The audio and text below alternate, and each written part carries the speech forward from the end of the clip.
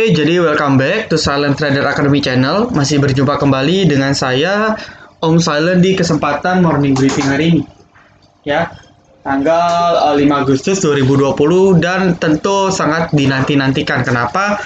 Karena memang ini merupakan momen penting, ya, data rilis keuangan itu GDP kuartal 2 yang memang menjadi perhatian bagi seluruh investor maupun trader, ya.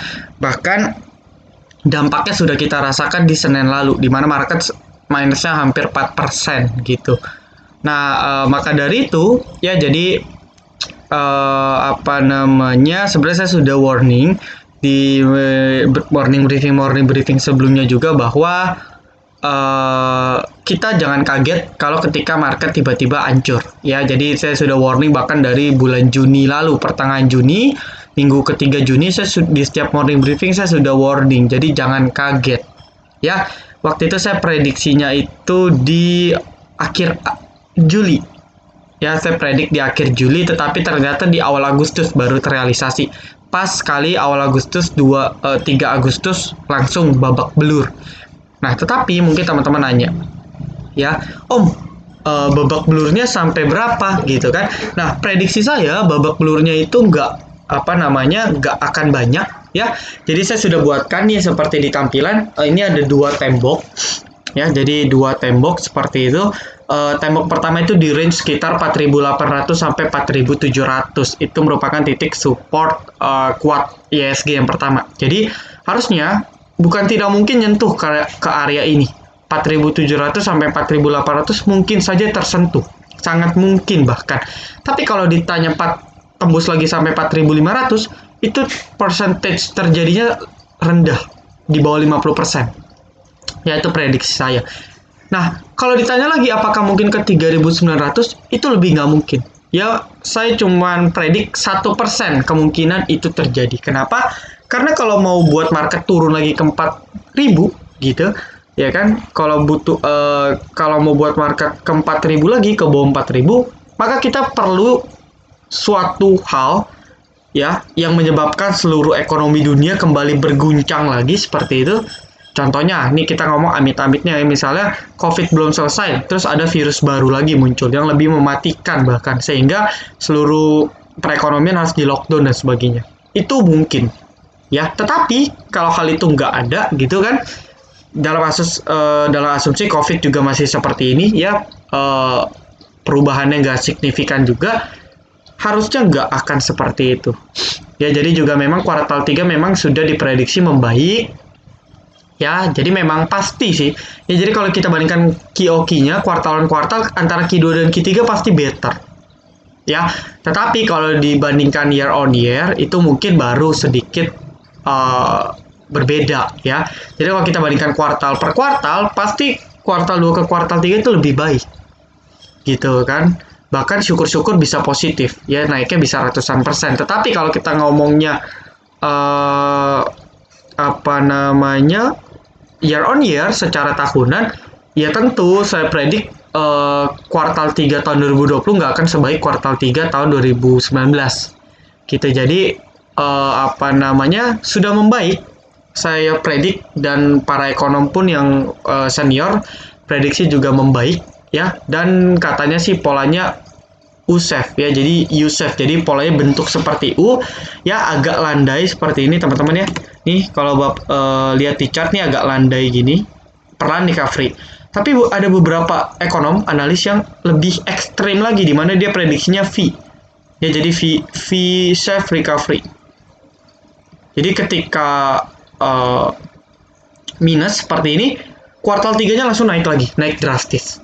Ya, tetapi kita lebih realistis sebagai trader, sebagai investor, sebagai pelaku pasar gitu kan. Saya rasa U-shape itu lebih masuk akal. Jadi perlahan recovery-nya.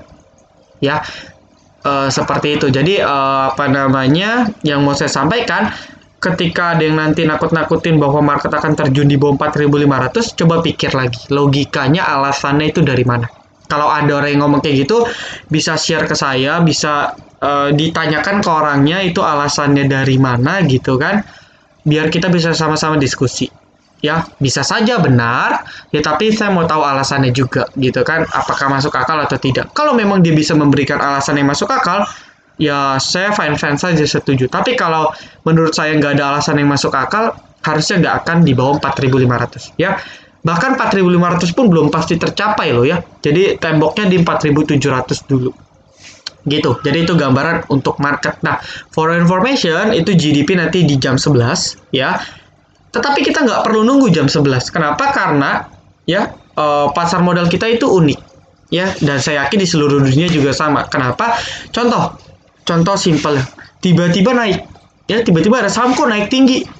10 menit kemudian ketika harga sahamnya sudah naik belasan persen bahkan auto reject ke atas, baru berita muncul. Oh, misalnya laba BNI, Maybank Indonesia gitu kan, Maybank gitu kan naik kuartal 2 100%. Tetapi harga sahamnya sudah naik duluan. Nah, itu yang sering terjadi.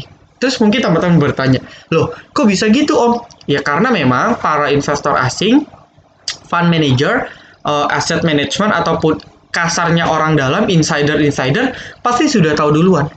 Ya, pasti dia sudah tahu sebelum dipublish, pasti sudah ada orang yang tahu hasilnya. Nah, orang-orang yang sudah tahu hasil ini ya kita nggak bisa ngomong. Mungkin dia punya kenalan, karib ya, sahabat karib, teman dekat, diinfoin ya. Dan bisa saja teman-teman ini yaitu orang-orang yang bermodal besar, fund manager dan sebagainya. Jadi mereka bertindak dulu. Ya, jadi mereka belinya sudah di bawah, dinaikkan ya, berita baru keluar, kita beli di pucuk. Baru mereka tinggal guyur.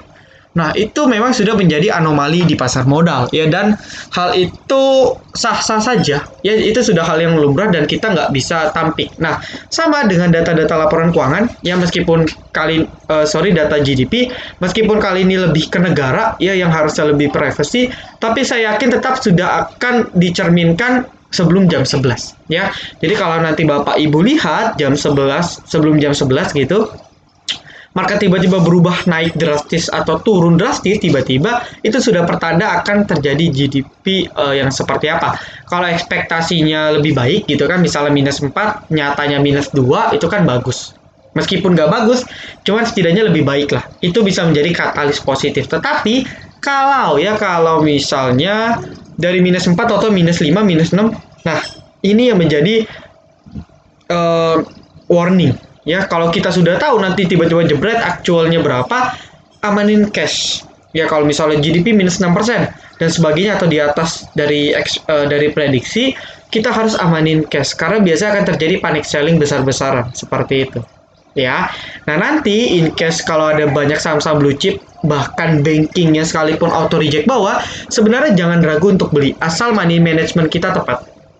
Oke, jadi asal money management kita tepat, sebenarnya kita nggak perlu fear, nggak perlu khawatir gitu. Oke, nah tapi ya yang menjadi concern ialah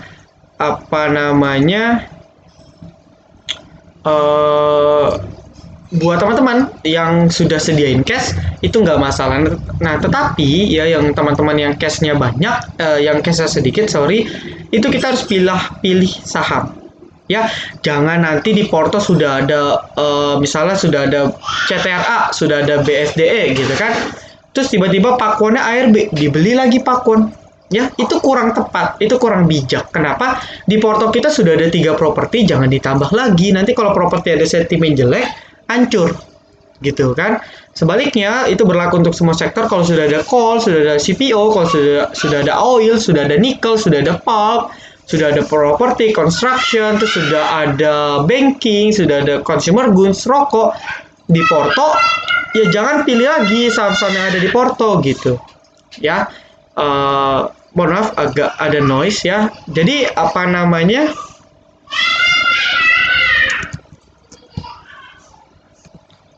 sorry ya, tadi ada agak noise ya. Emang kalau di rumah suka susah ya. Anak kecilnya suka berisik gitu. Oke, tadi nyampe mana saya? Oh iya, sektor. Jadi kalau misalnya Bapak Ibu di porto sudah 10-an gitu kan, di atas 10, idealnya tuh 7 maksimal. Saya pakai ketetapan 7. Ya, versi saya 7. Kalau di porto sudah lebih dari 7, better kita fokus average saja di porto kita. Tapi kalau porto kita cuma ada 2 saham, 3 saham, it's okay kalau kita mau nambah porto, dengan catatan jangan beli saham di sektor yang sama. Ya, buat member VVIP kan sudah ada list rekapannya tuh, ya, dengan sektor yang berbeda-beda gitu kan. Itu sudah ada area average ya, contoh main area average 545 sampai 580. Nah, kalau bisa dapat di angka 545-nya, tepi bawahnya gitu, itu lebih bagus. Ya, jangan average-nya di 580. Kalau bisa dapat di harga yang paling bawah di 545 atau setidaknya di tengah-tengahnya di 560-an gitu. Dapat lebih murah, lebih bagus. Nah, angka yang saya tampilkan itu berdasarkan Fibonacci retracement dan juga kombinasi dengan support resistance beserta trend line. Jadi angka tersebut benar-benar sudah saya combine ya. Kalau ini kan support resistance, saya juga sudah combine dengan Fibonacci retracement dalam pembuatan area average-nya ya. Jadi saya rasa itu sudah merupakan titik area beli, area average yang terbaik untuk kasarnya serok bawah saham-saham yang jatuh gitu. Oke, jadi memang itu sudah merupakan area average yang dirasa cukup baik karena saya sudah combine antara 3 metode, trend line, support, dan Fibonacci retracement.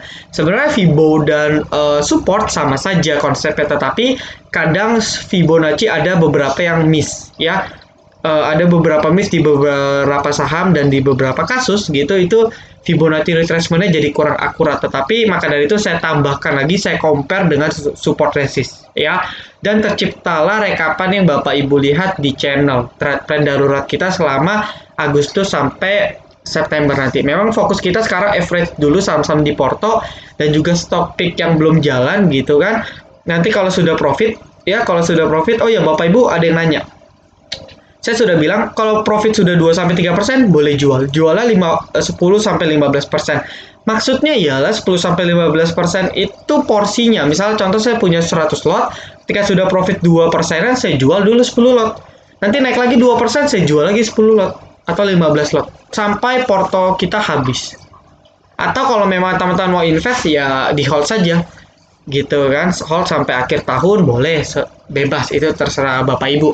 Nah, tapi kalau memang cuma mau short term, cuma mau manfaatin momentum, ya setiap naik 1-2-3% kita boleh cicil jual gitu. Atau kalau teman-teman yang mau lebih ekstrim, lebih greedy, setiap 5% jual nggak masalah ya, seperti itu. Dan jadi prediksi saya market hari ini mungkin opennya ada hijau dulu bentar, mungkin ada open hijau dulu bentar ya. Jadi kalau saya cek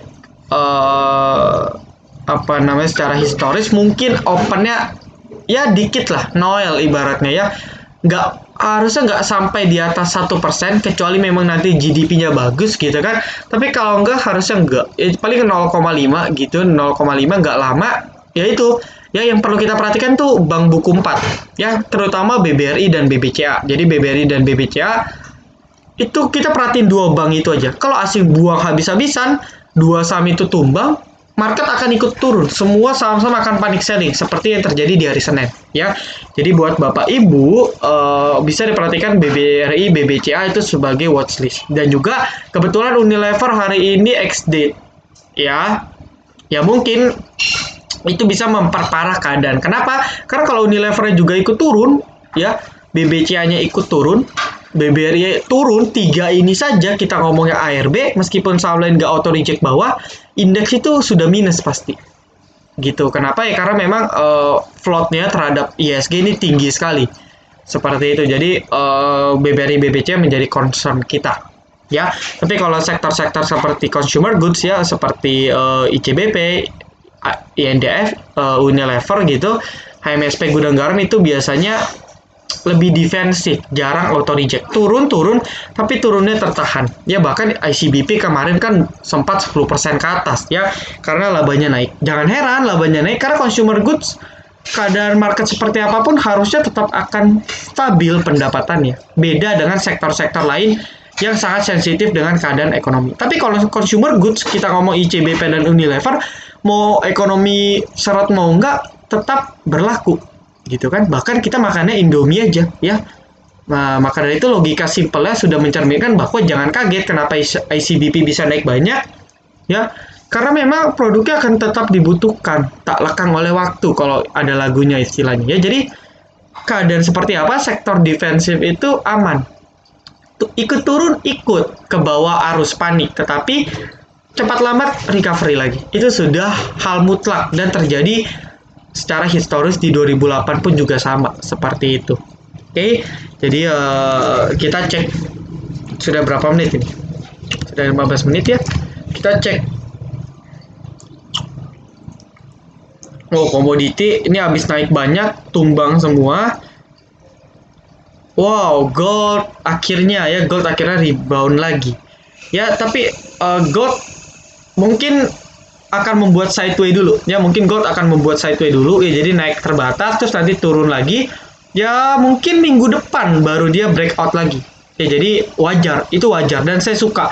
Jangan naik, habis itu nanti turun. Lebih baik naik ya, istirahat dulu. Ibaratnya kan kalau kita daki gunung ada posnya, kita di posnya dulu, nanti kalau tenaganya sudah full naik lagi gitu ya. Dan MDK, PSAB, SQMI terutama yang aman MDK itu boleh di hold kalau teman-teman mau ya. Seperti komitmen saya, goldnya masih strong bullish, saya tetap akan hold setidaknya sampai 2000. Kita lihat apakah benar bisa mencapai 2000 MDK ya. Menarik untuk kita perhatikan. Oke, kita doakan saja biar sama-sama profit ya. Tapi kalau tiba-tiba marketnya jelek, pasti nanti di morning briefing akan saya announce gitu ya. Oh ya, dan juga ada request ya mengenai link. Oke, mengenai link. Link ini memang aneh juga ya. Link ini turun terus ya. Wah, sinyalnya jelek.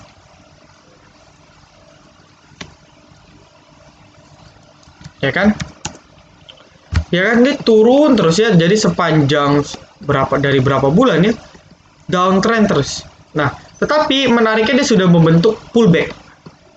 Bukan pullback sih, dia sudah membentuk technical rebound ya. Technical rebound di sini ya, hari ini rebound karena memang marketnya bagus juga yang ngedukung. Nah, prediksinya teman-teman banyak yang nanya sekali, Om Link boleh gak untuk short term trading? Jawaban saya boleh. Nah, ini ya Bapak Ibu cek ya, ini saya sudah buatkan trend line ya. Kalau nanti dia sudah candle sudah break trend line, kita boleh beli ya. Targetnya di berapa Om gitu kan? Targetnya setidaknya di 2000 dulu. Targetnya setidaknya di 2000 dulu ya. Nanti baru kalau memang masih bagus, itu ada target jauhnya lagi di sekitar 2150 sampai 2250 gitu. Oke, jadi apa namanya, itu yang bisa kita perhatikan untuk saham link ya. Saya tadi lupa mau bahas fundamental, tapi karena sudah malam, nanti aja ya linknya ya, fundamental ya. Ya, saya juga penasaran sih. Jujur saya kurang tahu main bisnisnya apa. Kalau nggak salah ini berkenaan dengan wifi ya, betul ya. Kalau yang tahu bisa chat di kolom komentar. Ya, dan saya cek tadi sekilas di RTI itu nggak jelek gitu kan. Nggak jelek dalam arti sebenarnya rasio keuangannya itu masih bagus. Ya. Oke, jadi memang targetnya itu di kisaran 2000-an ya. 2000 sampai 2060. Ya, 2000 sampai 2100 lah. Kalau dia naik ya, tapi betternya kalau dia sudah break trend line-nya dulu. Ini trend line pertama, ya dia break trend line utama ini lebih bagus, atau setidaknya dia break di sini itu juga bagus ya. Dia sempat break tapi dia closingnya nggak break resisten, ya nggak break trend line. Jadi kalau nanti dia break dengan volume yang cukup bagus, ya kita boleh trading. Tapi ingat, cek market dulu. Kalau marketnya tiba-tiba panic selling, mau teknikal sebagus apapun ya turun gitu. Kalau asing mau jualan ya turun gitu. Jadi balik lagi cek ke market. Ya, dan saya predik harusnya market sudah mulai stabil di minggu kedua. Ya, minggu kedua baru mulai stabil dan menu sore baru mulai mungkin jalan lagi di hari Kamis atau Jumat atau bahkan minggu depan. Ya, selama itu kita fokusnya untuk average saham-saham di Porto dan beli bawah saham-saham blue chip yang misalnya auto reject bawah ataupun saham-saham untuk invest. Kesempatan kita nggak datang dua kali kalau orang bilang ya. Jadi kalau sudah dikasih kesempatan lagi, kita harus bisa manfaatkan. Nggak menjamin akan ada kesempatan ketiga lagi. Dan juga saya prediksi bahwa apa namanya kesempatan ketiga tuh udah nggak ada. Ya udah nggak ada. Jadi memang nih kesempatan terakhir kita kalau kita mau memanfaatkan momentum 10 tahun sekali. Ya, seperti itu. Jadi kalau mau tradingnya di saham yang bagus aja ya. Kalau nggak ngerti saham bagus kayak gimana, ya beli aja LQ45 gitu gampangnya, atau IDX 30 ya, atau lebih kerucut lagi IDX High Div 20 itu yang khusus bagi dividen, dan biasanya itu saham-saham blue chip ya. Jadi seandainya kalau trading pun turun, saham-saham seperti itu kita tinggal average, kasarnya tinggal install aplikasi, tahun depan buka harusnya profit gitu ya. Jadi itu buat teman-teman ya, jangan gorengan kalau bapak ibu belum ngerti pola bandarnya, pola sahamnya, dan sebagainya. Kalau nggak ngerti jangan ya, tapi kalau yang ngerti silahkan saja gitu. Oke, mungkin segitu dulu ya, segitu dulu yang bisa saya sampaikan untuk morning briefing hari ini ya. Jadi jangan lupa like, komen, dan juga subscribe. Jangan lupa nyalakan notifikasinya agar ketika saya dan tim upload video terbaru, teman-teman bisa langsung update. Oke, see you in the next video, teman-teman. Silent Trader Academy, be silent, be cuan.